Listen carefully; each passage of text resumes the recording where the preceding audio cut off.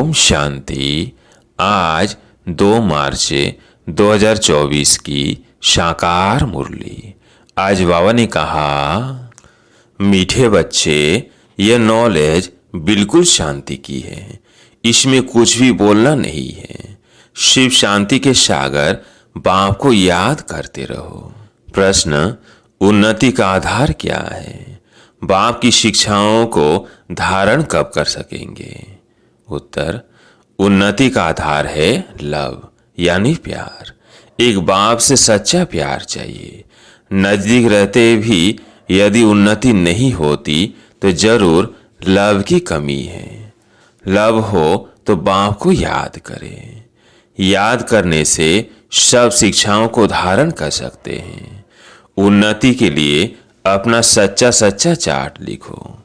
बाबा से कोई बात छिपाओ नहीं। आत्म अभिमानी बनते खुद को सुधारते रहो। ओम शांति। बच्चे, अपने को आत्मा समझकर बैठो और बाप को याद करो। बाप पूछते हैं, जब भी कहाँ सभा में भाषण करते हो तो घड़ी घड़ी यह पूछते हो कि तुम अपने को आत्मा समझते हो या दे। अपने को आत्मा समझकर यहाँ बैठो। आत्मा ही पुनर्जन्म में आती है। अपने को आत्मा समझ परमपिता परमात्मा को याद करो। बाप को याद करने से ही तुम्हारे विकर्म विनाश होंगे। इसको योग अग्नि कहा जाता है। निराकार बाप निराकारी बच्चों को कहते हैं, मुझे याद करने से तुम्हारे पाप कट जाएंगे और तुम पावन बन जाएंगे। फिर तुम मुक्ति जीवन मुक्ति को पाएंगे। सभी को मुक्ति के बाद जीवन मुक्ति में आना है जरूर। तो घड़ी घड़ी यह कहना पड़े कि अपने को आत्मा निश्चय करके बैठो। भाइयों और बहनों, अपने को आत्मा समझ बैठो और बाप को याद करो। यह फरमान बाप ने ही दिया है। यह याद की यात्रा। बाप कहते हैं, मेरे साथ बुद्धि का योग लगाओ तो तुम्हारे जन्म जन्मांतर के पाप भस्म हो जाएंगे। यह घड़ी घड़ी तुम याद कराएंगे, समझाएंगे, तब समझेंगे कि आत्मा अविनाशी है, देह विनाशी है। अविनाशी आत्मा ही विनाशी देह धारण कर पाठ बजाए एक शरीर छोड़ फिर दूसरा लेती है। आत्मा का स्वधर्म तो शांति है। वो अपने स्वधर्म को भी नहीं जानते हैं। अब बाप कहते हैं, मुझे याद करो तो विकर्म विनाश होंगे। मूल बात यह है, पहले पहले तुम बच्चों को यही मेहनत करनी है। बेहद का बाप आत्माओं को कहते हैं। इसमें कोई शास्त्र उठाने की दरकार नहीं। तुम गीता का मिसाल देते हो तो भी कहते हैं, तुम सिर्फ गीता उठाते हो, वेदों का नाम क्यों नहीं लेते हो? बाबा ने कहा, उनसे पूछो, वेद किस धर्म का शास्त्र है? कहते हैं, आर्य धर्म का। आर्य किसको कहते हैं? हिंदू धर्म तो है नहीं। आर्य सनातन तो है ही देव देवता धर्म। फिर आर्य कौन सा धर्म है? आर्य तो आर्य समाजियों का धर्म होगा। आर्य धर्म तो नाम ही नहीं है। आर्य धर्म किसने स्थापन किया? तुमको वास्तव में गीता को भी नहीं उठाना है। पहली बात है, अपने को आत्मा समझ बाप को याद करो तो शतो प्रधान बन जाएंगे। इस समय सब है तमो प्रधान। पहले पहले तो बाप का ही परिचय देना है। महिमा भी बाप की करनी है। यह भी तुम तब कह सकेंगे जब तुम खुद बाप को याद करते होंगे। इस बात की बच्चों में कमजोरी है। बाबा हमेशा कहते हैं, याद की यात्रा का चार्ट रखो। दिल से हर एक पूछे, हम कहाँ तक याद करते हैं। तुम बच्चों की दिल में अथाह खुशी रहनी चाहिए। तुमको अंदरूनी खुशी होगी तो दूसरों को भी समझाने का असर होगा। पहली मूल बात यही कहना है कि भाइयों और बहनों, अपने को आत्मा समझो। ऐसे और कोई सत्संग नहीं कहेंगे। वास्तव में सत्संग कोई है नहीं। सत का संग एक ही है, बाकी है कुसंग। यह है बिल्कुल नई बात। वेदों से तो कोई धर्म स्थापन हुआ ही नहीं है, तो हम वेदों को क्यों उठाए? कोई में भी यह नॉलेज है नहीं। खुद ही कहते हैं नेति नेति, अर्थात हम नहीं जानते हैं, तो नास्तिक हुए ना। अब बाप स्वयं कहते हैं आस्तिक बनो, अपने को आत्मा समझो। यह बातें गीता में कुछ है, वेदों में है नहीं। वेद उपनिषद तो ढेर है। अब वो किस धर्म का शास्त्र है? मनुष्य तो अपनी बातें करते हैं, तुमको किसका भी सुनना नहीं है। बाप तो सहज समझाते हैं, अपने को आत्मा समझ, बाप को याद करो तो पावन बन जाएंगे। इसलिए वर्ल्ड की हिस्ट्री ज्योग्राफी को जानना है। तुम्हारा यह त्रिमूर्ति गोला है मुख्य, इनमें सब धर्म आ जाते हैं। पहले पहले है देवी देवता धर्म। बाबा ने कहा है त्रिमूर्ति गोला बड़ा बड़ा बनाकर दिल्ली के मुख्य स्थान पर, जहां आना जाना बहुत हो, वहां लगा दो। 3 सीट पर हो, सीढ़ी में तो और धर्मों का नहीं आता है। मुख्य यह 2 चित्र है, समझाना ही इस पर है। पहले है बाप का परिचय, बाप से ही वर्षा मिलता है। इस बात का निश्चय कराने बगैर तुम्हारा कुछ भी कोई समझ नहीं सकेगा। एक बाप को ही नहीं समझा है तो दूसरे चित्रों पर ले जाना ही फालतू है। अलग को समझने बगैर कुछ भी समझेंगे नहीं। बाप के परिचय बगैर और कोई भी बात ना करो। बाप से ही बेहद का वर्षा मिलता है। बाबा ख्याल करता है ऐसी सहज बात क्यों नहीं समझते हैं। तुम्हारी आत्मा का बाप वो शिव है, उनसे ही वर्षा मिलता है। तुम सब आपस में ब्रदर्स हो। जब इस बात को भूलते हो तब तमो प्रधान बन जाते हो। अब बाप को याद करो तो शतो प्रधान बन जाएंगे। मूल बात है ही रचयिता और रचना को जानना।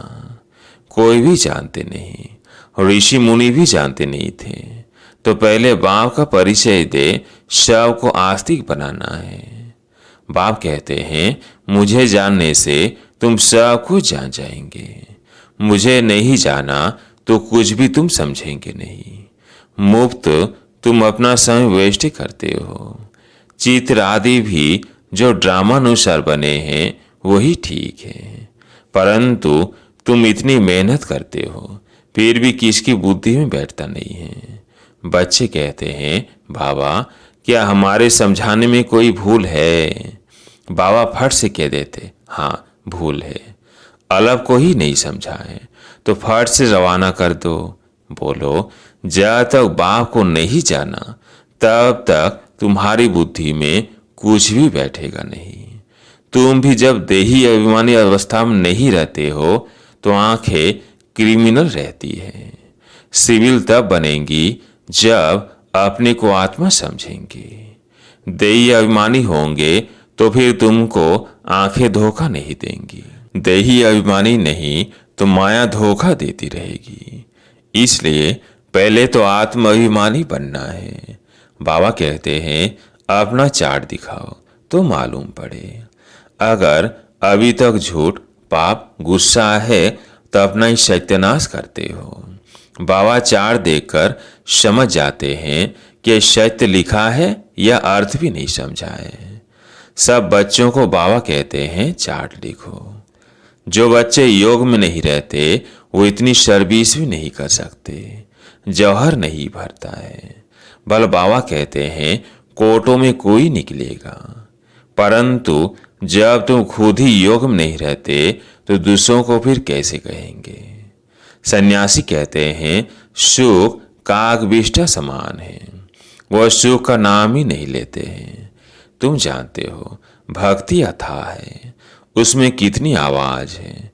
तुम्हारी नॉलेज तो बहुत शांति की है। बोलो शांति का सागर तो बाप ही है।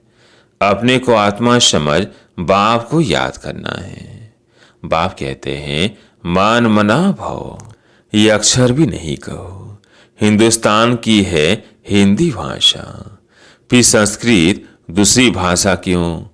अब इन सब भाषाओं को छोड़ो, पहले तुम भाषण करो कि अपने को आत्मा समझो। बहुत है जो अपने को आत्मा भी नहीं समझ सकते, याद नहीं कर सकते। अपने घाटे को कोई समझ न सके। कल्याण तो है ही बाप की याद में। और कोई सत्संग में ऐसे नहीं कहते हैं कि अपने को आत्मा समझ बाप को याद करो। बच्चे कई बाप को एक जगह बैठ याद करते हैं क्या? उठते बैठते बाप की याद है ही। आत्माभिमानी बनने की प्रैक्टिस करनी है। तुम बहुत बोलते हो, इतना बोलना नहीं चाहिए। मूल बात है याद की यात्रा की। योग अग्नि से ही तुम पावन बनेंगे। इस समय सब दुखी हैं, सुख मिलता ही है पावन बनने से। तुम आत्माभिमानी हो, किसको समझाएंगे तो उनको तीर लगेगा। कोई खुद विकारी है और किसको कहे निर्विकारी बनो, तुमको तीर नहीं लगेगा। बाप कहते हैं बच्चे तुम खुद याद की यात्रा पर नहीं रहते, इसलिए तीर भी नहीं लगता। अब बाप कहते हैं बीती सो बीती, पहले अपने को सुधारो।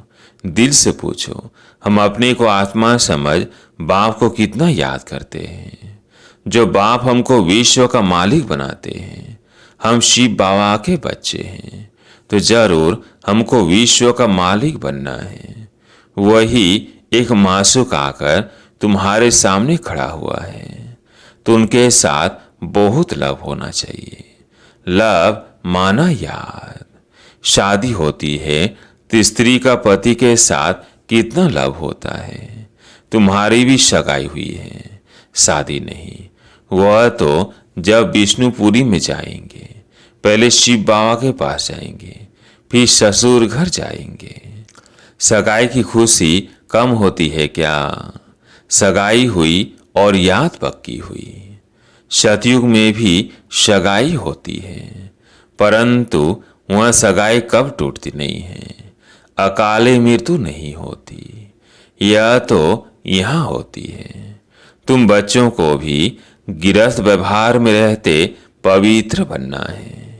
बल बहुत नजदीक भी रहते हैं, फिर भी उन्नति नहीं होती है।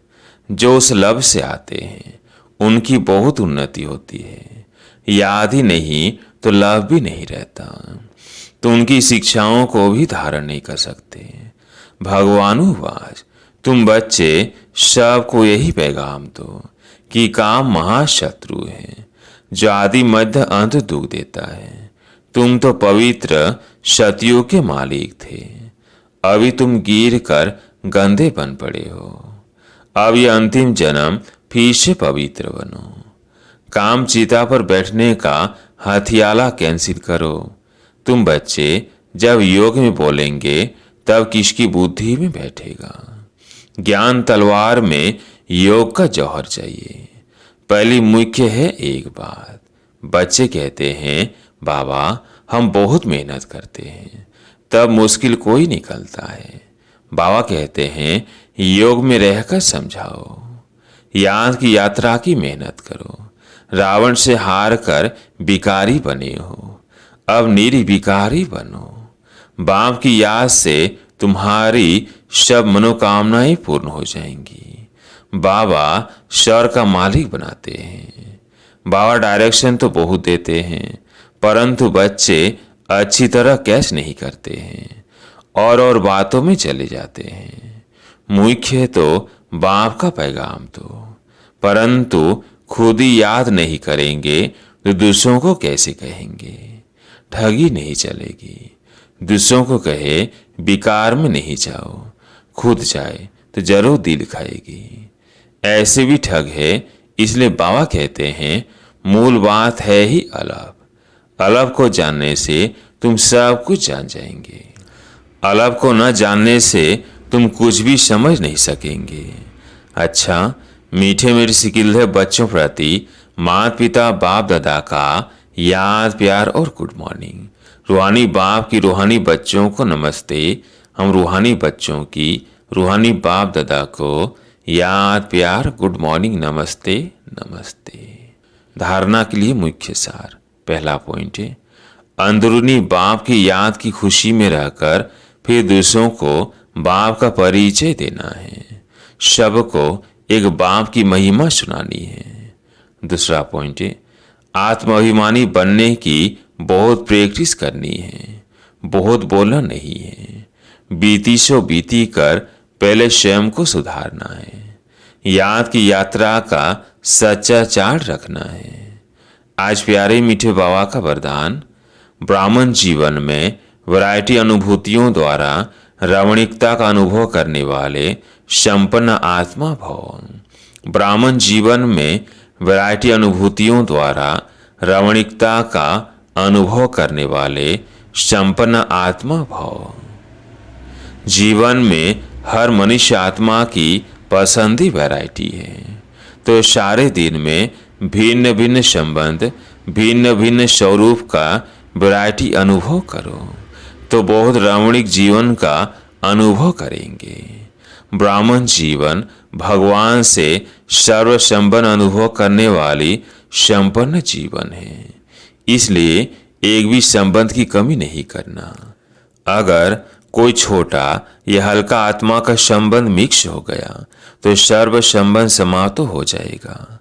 जहाँ सर्व है वहीं संपन्नता है, इसलिए सर्व संबंधों से स्मृति स्वरूप बनो। स्लोगन, बाप समान अव्यक्त रूपधारी बन प्रकृति के हर दृश्य को देखो तो हलचल में नहीं आएंगे। बाप समान अव्यक्त रूपधारी बन प्रकृति के हर दृश्य को देखो तो हलचल में नहीं आएंगे। अच्छा, ओम शांति।